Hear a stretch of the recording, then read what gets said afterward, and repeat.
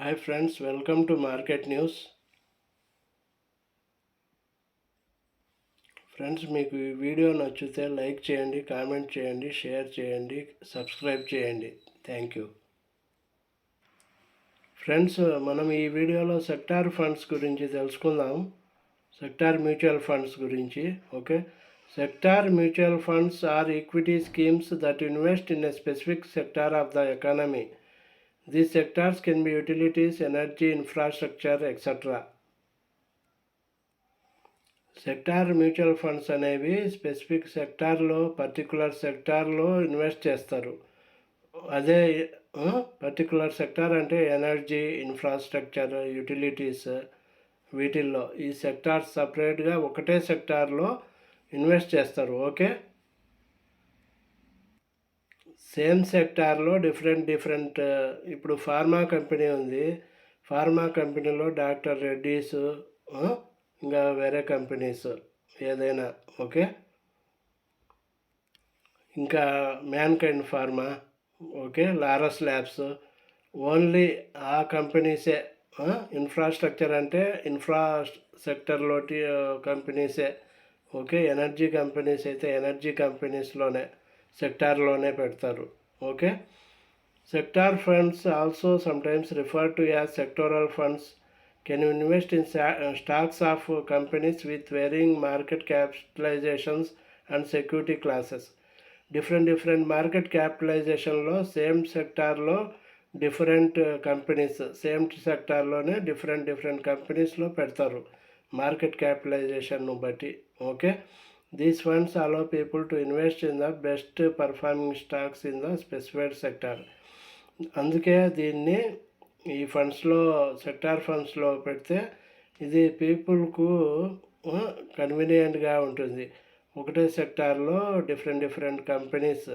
Okay, లాభాలు వచ్చినప్పుడు ఎక్కువ వస్తాయి ఫ్రెండ్స్, లేకపోతే ఒక్కోసారి తగ్గినప్పుడు కానీ అట్లే తగ్గుతాయి. అవి సెక్టార్ ఫండ్స్ తగ్గినప్పుడు కానీ అట్లే తగ్గుతాయి, పెరిగినా లాభాలు అట్లే వస్తాయి. Features of sector fund. The main characteristics of this fund are expensive. Investing in sector funds can be costly because most are more expensive. Same సెక్టార్లో కొనాలంటే కొంచెం కాస్ట్లీ పడతాయి ఈ షేర్స్, కంపెనీస్. ఓకే, స్టాక్స్, అందుకు ఇవి కొంచెం కాస్ట్లీ పడతాయి. Okay, ఒకటే సెక్టార్లో డిఫరెంట్ స్టాక్స్ కొనాలంటే కాస్ట్లీ పడవచ్చు. ఇన్వెస్టింగ్ గ్రేటర్ రిస్క్ ప్రపోజిషన్స్ అంటే investing in a sector fund may be more risky than investing in a more broadly diversified mutual fund. ఇప్పుడు ఫ్లెక్సీ క్యాప్ మ్యూచువల్ ఫండ్స్ ఉన్నాయి, multi cap mutual funds ఉన్నాయి.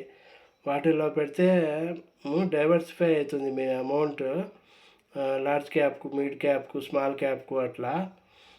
వాళ్ళు మార్కెట్ను బట్టి వాళ్ళు ఏ క్యాప్లో పెట్టాలనో వాళ్ళు డిసైడ్ చేసుకుంటారు, ఫండ్ మేనేజర్స్. అలా కాకుండా మీరు సెక్టార్ ఫండ్స్లో పెడితే అవి ఓన్లీ ఫార్మాలో అయితే ఫార్మాలోనే ఆ కంపెనీసే, మందుల కంపెనీల్లోనే పెట్టాలి వాళ్ళు. ఇన్ఫ్రా అంటే ఇన్ఫ్రాలోనే పెట్టాలా. పవర్ కంపెనీస్ అయితే టాటా పవరు అట్లాంటివే పవర్ కంపెనీస్లోనే పెట్టాలా. ఓకే, అప్పుడు అవి పెరిగితే అన్నీ పెరుగుతాయి ఆ సెక్టార్, లేకపోతే తగ్గితే మొత్తం తగ్గితే ఎక్కువ లాస్ వస్తుంది. Okay, investing. Okay, this risk arises from relying on a single economic sector and failing to diversify. మనము డిఫరెంట్ కంపెనీల్లో పెడితే, డిఫరెంట్ సెక్టార్లో పెడితే డిఫరెంట్ కంపెనీస్ ఉంటాయి. తక్కువలో దొరుకుతాయి, ఎక్కువలో దొరుకుతాయి మనకు షేర్స్. వాటిల్లో మనకు డైవర్సిఫై చేసుకోవచ్చు. అదే దీంట్లో రిస్క్ ఎక్కువ ఉంది సెక్టార్ ఫండ్లో. రేట్లు కానీ ఎక్కువ ఉండొచ్చు. ఒకటే సెక్టార్లో కంపెనీస్ షేర్లు కొనాలంటే రేట్లు ఎక్కువ ఉండొచ్చు. అందుకు అది రిస్క్ కావచ్చు. తగ్గినా పెరిగినా, పెరిగితే పర్వాలేదు, లాభాలు ఎక్కువ వస్తాయి. తగ్గితే అంతే లాస్ వస్తుంది. మొత్తం స్టాక్స్ తగ్గుతాయి సెక్టార్ తగ్గితే. Okay, greater returns. Investing in A sector fund may give high returns particularly if the sector has consistently grown over time.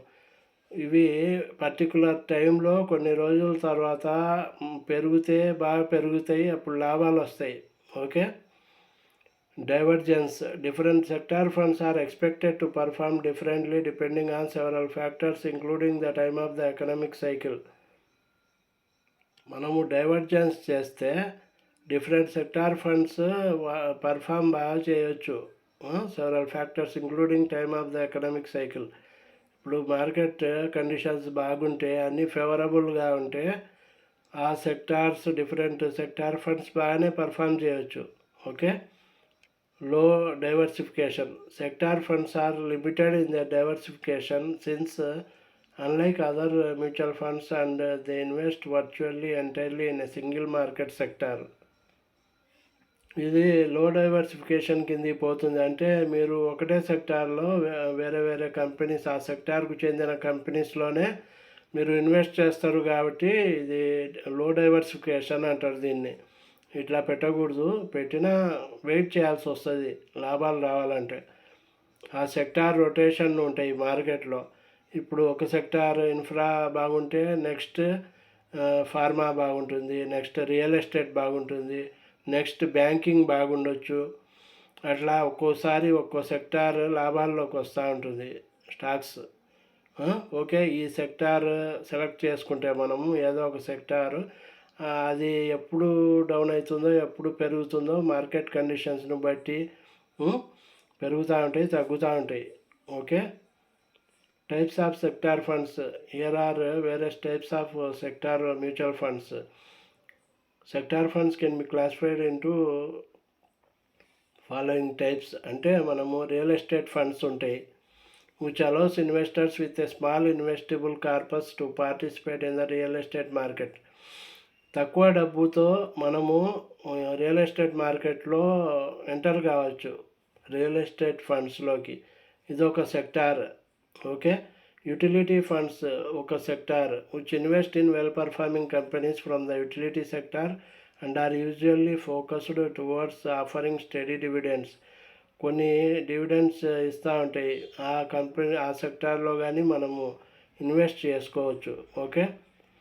Natural resources funds which are focused on investing in companies from the oil and natural gas, energy, forestry and timber related industries. Natural resources funds sector కానీ ఉంది. వాటిల్లో ఇవి oil and natural gas, energy, forestry and timber related companies ఉంటాయి, వాటిల్లో invest చేసుకోవచ్చు. Technology funds అని ఉంటాయి which allows investors to gain exposure to the technology sector.